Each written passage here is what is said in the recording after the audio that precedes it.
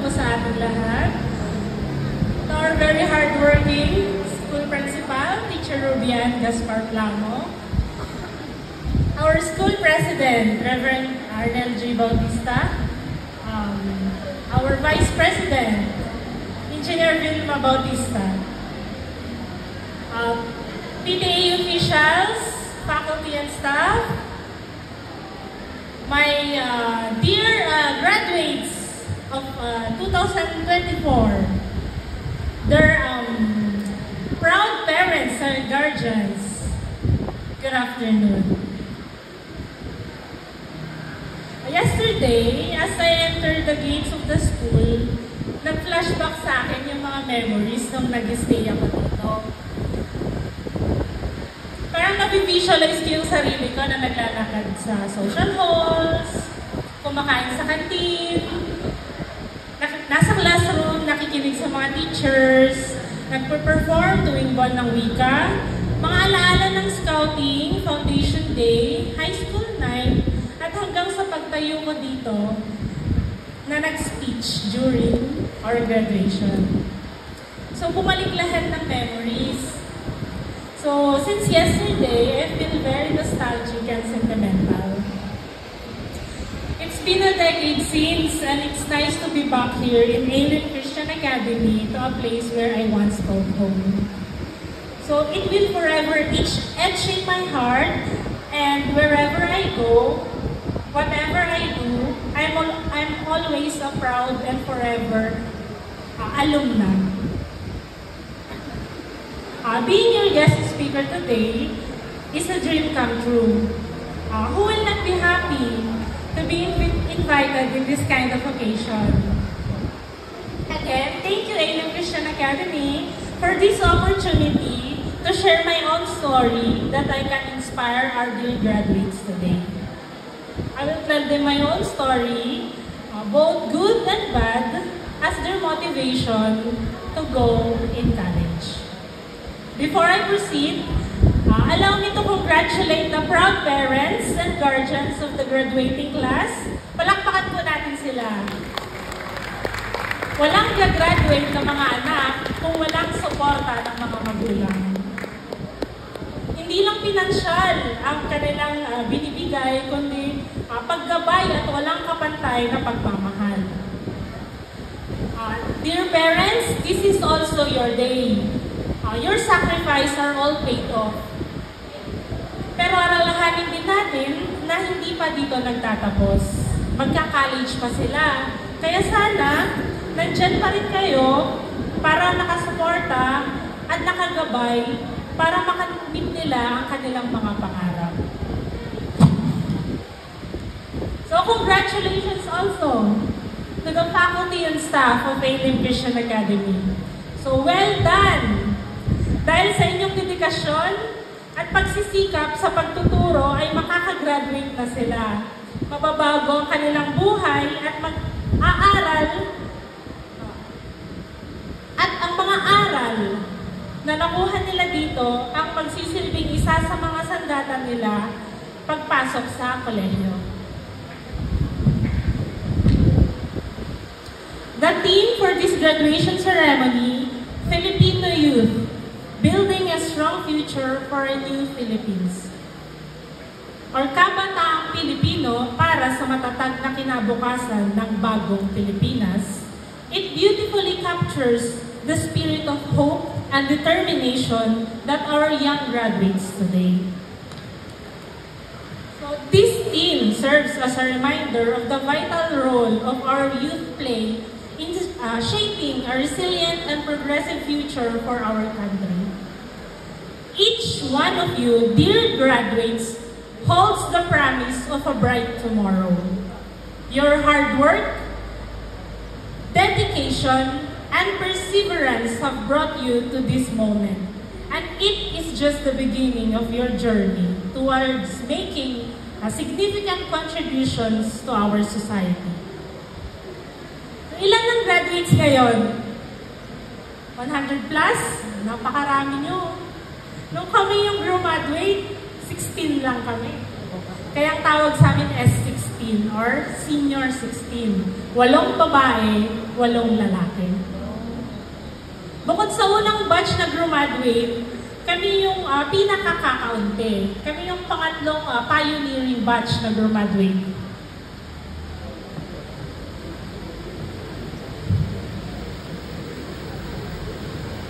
Shout out sa aking mga kabatch, also successful in their own chosen career. To name a few, we have Engineer Shelly, Gininda, who is living her best life in Paris, Flight Attendant Charisti, Office Girls Asia and Angeli, Businessmen Hamir, Marvin and Nilmar, Soldier Glevin, Pharmacist Jonalyn and Teacher Sarah, and so on. At talagang napakaraming professionals ng product ng school. Nakikita nyo naman sa labas, di ba? Mga tarpaulins, may mga architect, nurse, medtech, accountant na pumasa at nadadagdagan pa yan ng nadadagdagan. A living testament of the school's mantra, home of the favored, school of the champions. Pero nakikita nyo naman yung pinakamalaki, pinakaluma dyan. Teacher P, baka naman. Pwede na natin tanggalin. Ang last year ko pa ito sinasabi. Let's give space to those na mga susunod na papasara din. Sila naman ang magsasalita dito, maybe in 5 or 10 years.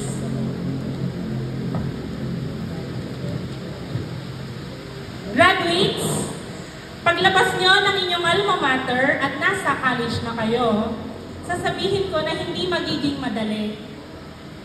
Maraming pagsubok ang inyong pagdadaanan. Katulad ko, nung una, talagang takot yung naramdaman ko. Iba na yung routine, wala ka na sa bahay. Walang magluluto, walang maglalaba para sa'yo. At iba't ibang uri na din ng tao ang makakasalamuha mo.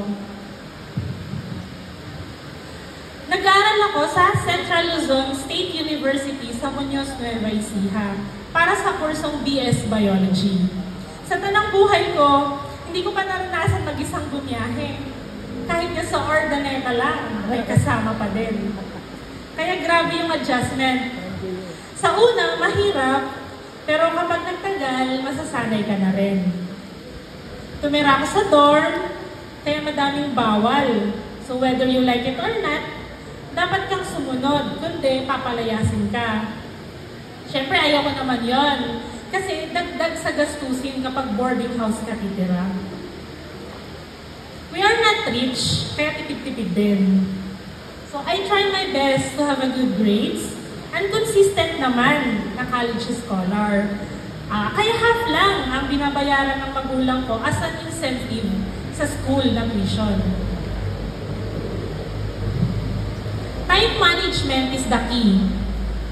Sumali rin ako sa Gintong Ani Dance Troupe, nag-college varsity swimmer ng school kung saan may dagdag grades dahil bukod pa doon sa physically fit.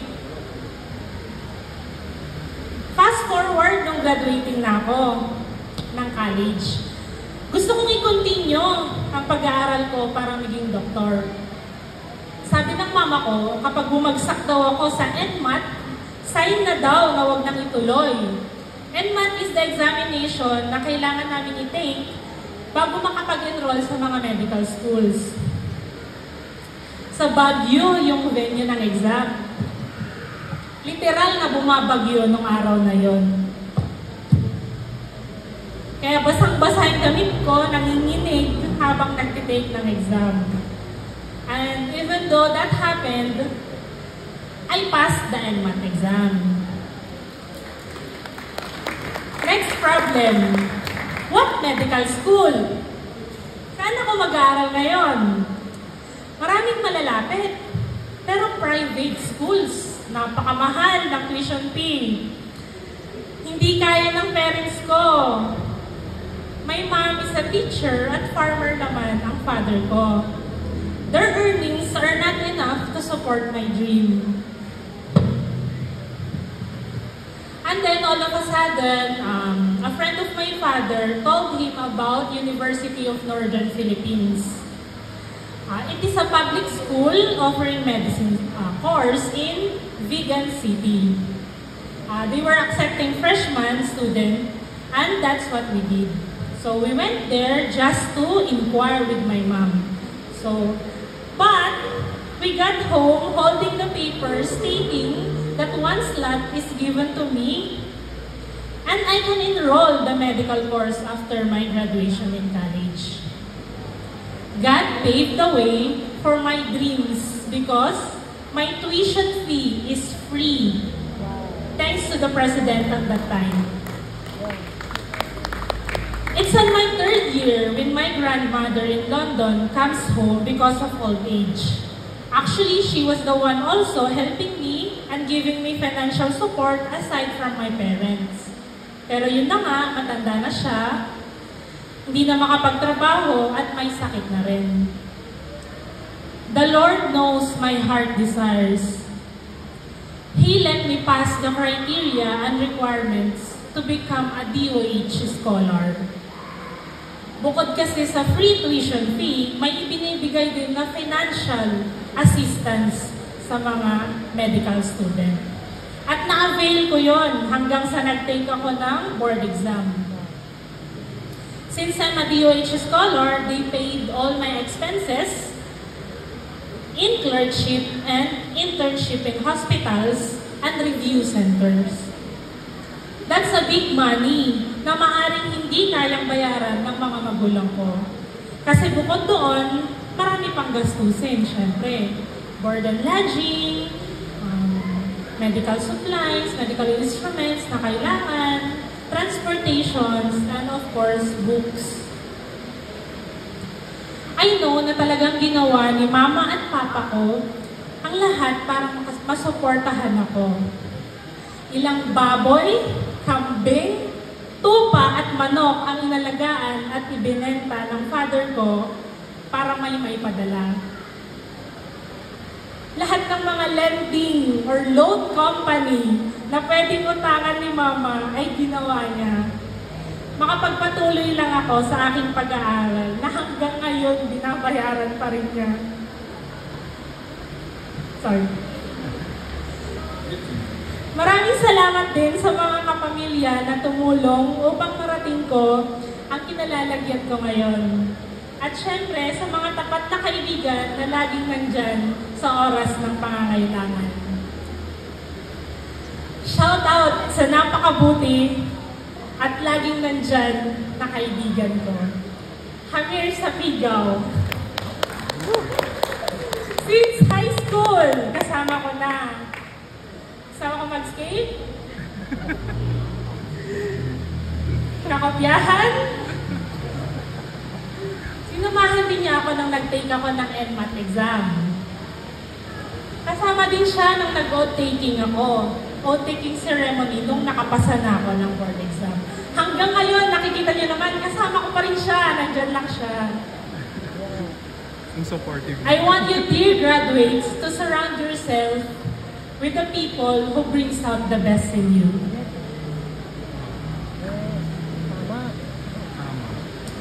If there is a will, there is a way. Talagang magsikap, magpupuyat, magsasakripisyo para pumasa sa mga written and oral examinations. Hindi madali dahil naabutan kami ng COVID.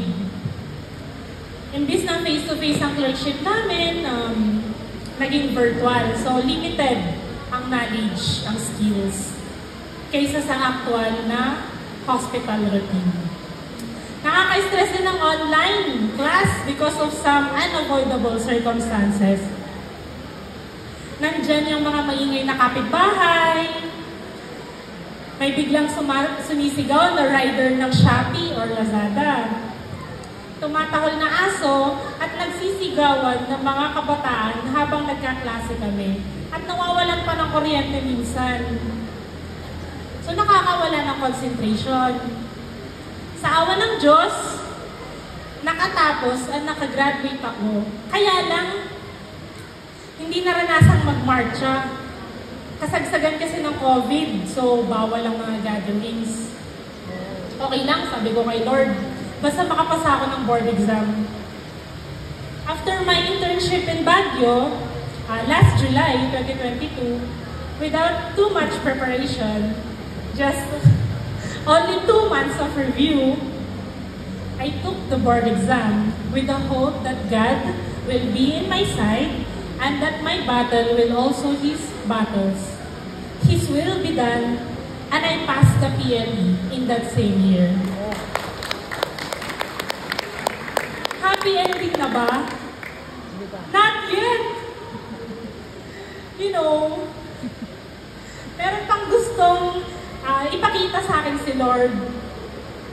Just only a month being a licensed physician, my father suffered a ruptured brain aneurysm.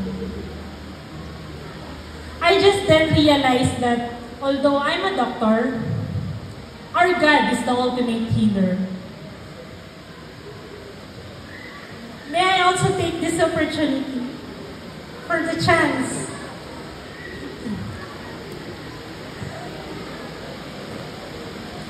to thank the praying soldier of New Life in Christ sa Singan.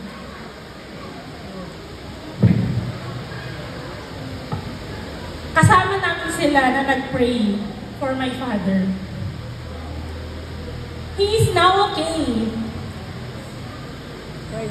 in good health because of God's grace and mercy. So whenever I do healing procedures, assisting surgeries, I always ask the guidance of the Lord and bless all the works of my hands. Truly that without God, we are all nothing. As of now, I'm still on my way to become a successful and still far from what I really want to be. But of course, there are changes in my life. Our life with my parents changed for the better. Kung dati ako ang binibigyan, ako na ngayon ang nag-aabot.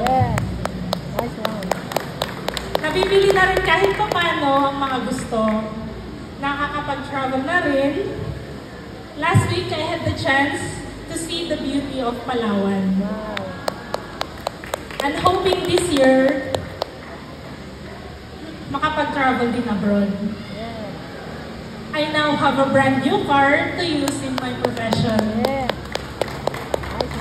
This is not to brag, but to inspire you, dear graduates, na kung nakaya ko, ay sigurado makakaya nyo din. Mag-aral kayo, walang titigil, walang susuko. Kapag natapa, bangon agad. Kapag nagkamali, maging aral ito. Maging matatag, at palaging magdasal sa Diyos.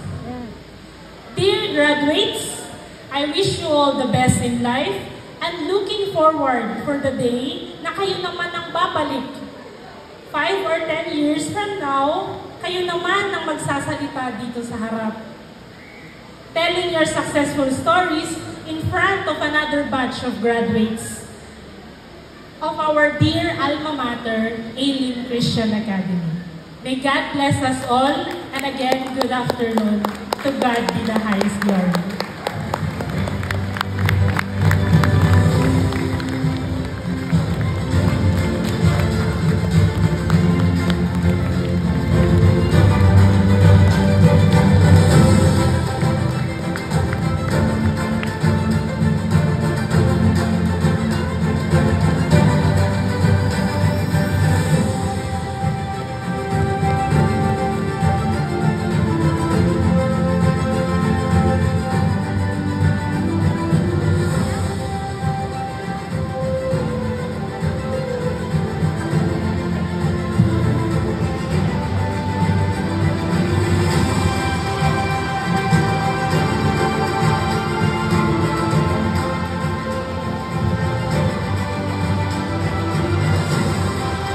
May we call on Teacher Ruby to award the plaque of appreciation to our distinguished guest of honor, Dr. Pauline Cristal Ruby. Pastoral, together with Pastoral.